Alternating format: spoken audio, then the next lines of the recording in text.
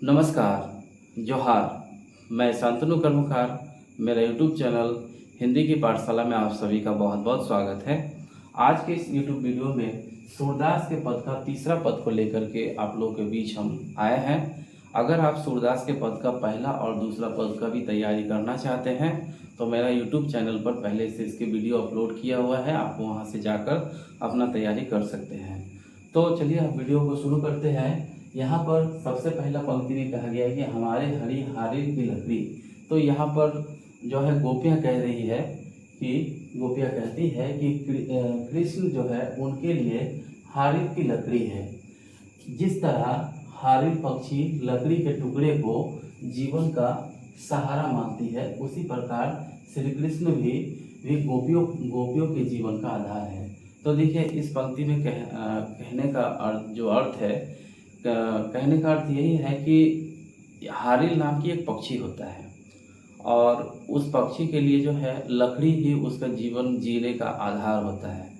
तो ठीक उसी का उदाहरण देते हुए गोपियाँ कहती है उद्धव से कि हमारे जो श्री कृष्ण है वो हारिल की लकड़ी के समान है। तो वो यानी कि गोपियाँ जो है खुद को हारिल की पक्षी के समान कह रही है और लकड़ी के जो बात कहा जा रहा है यहाँ श्री कृष्ण को कहा जा रहा है।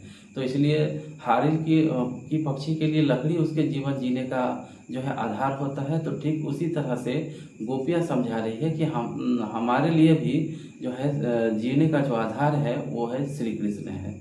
ठीक है, फिर अगला पंक्ति है कि मन कर्म वचन नंद नंदन और यह दृढ़ करी पकड़ी। तो इस पंक्ति में गोपियाँ कह रही है कि हमने मन से, ठीक है, वचन से, कर्म से कृष्ण को इस हृदय में स्थापित कर लिया है। तो यहाँ पर गोपियाँ कहना चाह रही है कि हम अपने मन से, तन मन धन से, सब तरह से हम श्री कृष्ण को जो है अपने हृदय में हम बसा लिए हैं। ठीक है, फिर अगला पंक्ति है जागत सोवत स्वप्न दिवस निशी कान्हा कान्हा जकड़ी। तो यहाँ पर गोपियाँ कह रही है कि हम तो जागते सोते स्वप्न में दिन रात केवल कृष्ण कृष्ण ही रटा करती है। तो इस पंक्ति का अर्थ है कि गोपियाँ कहती है कि हम दिन रात जो है श्री कृष्ण का नाम रटते रहते हैं। दिन रात जो सोते जागते हर वक्त जो है हम श्री कृष्ण का नाम रटते हैं। ठीक है, फिर अगला पंक्ति है सुनत जोग लागत है ऐसे जो करोई ककड़ी। तो गोपियाँ कहती है कि यह तुम्हारा यह योग संदेश तो हमें कड़वी ककड़ी के समान लगता है। तो इस पंक्ति का अर्थ ये हुआ कि गोपियाँ कहती है कि तुम जो ये योग का संदेश लेकर के आए हो, ये योग का संदेश जो है हमको बिल्कुल कड़वी ककड़ी के समान लगता है। तो देखिए ककड़ी जो होता है ना, तो उसका ऊपरी भाग जो है बहुत ही ज़्यादा तीता होता है।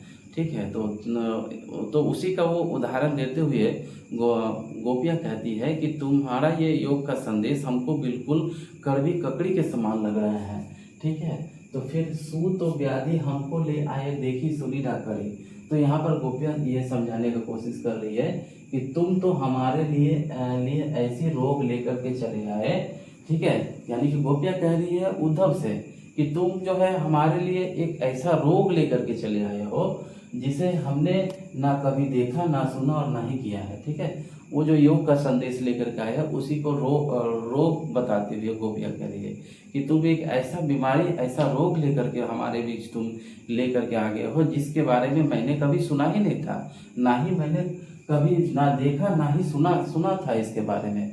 ठीक है, फिर अगला पंक्ति है कि यह तो सुर तीन ही ले सौंपी जिनके मन चकड़ी। ठीक है, तो यहाँ पर गोपियाँ कह रही है उद्धव से आप यह योग संदेश उन्हें जाकर के सौंपें जिनका मन चंचल हो, जिनके मन में दुविधा है। हमारे मन में तो कृष्ण है, उनके अतिरिक्त दूसरा कोई नहीं।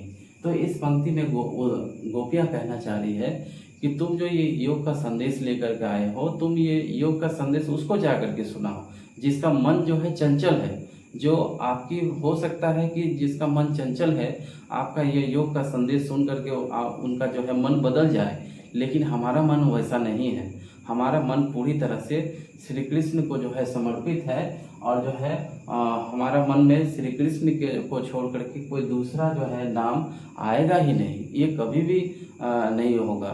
ठीक है, तो आज के वीडियो में ये हमने तीसरा पद का व्याख्या को आप लोगों को समझाए। फिर जो है अगला वीडियो में हम इसका जो चौथा पद है उसको भी आप लोगों के बीच हम लेकर के आएंगे। तब तक आप लोग स्वस्थ रहे, और आप लोग जो है, आपको अगर वीडियो कैसा लगा आप हमको कमेंट भी करके बताएं। तब तक सभी को बहुत बहुत धन्यवाद।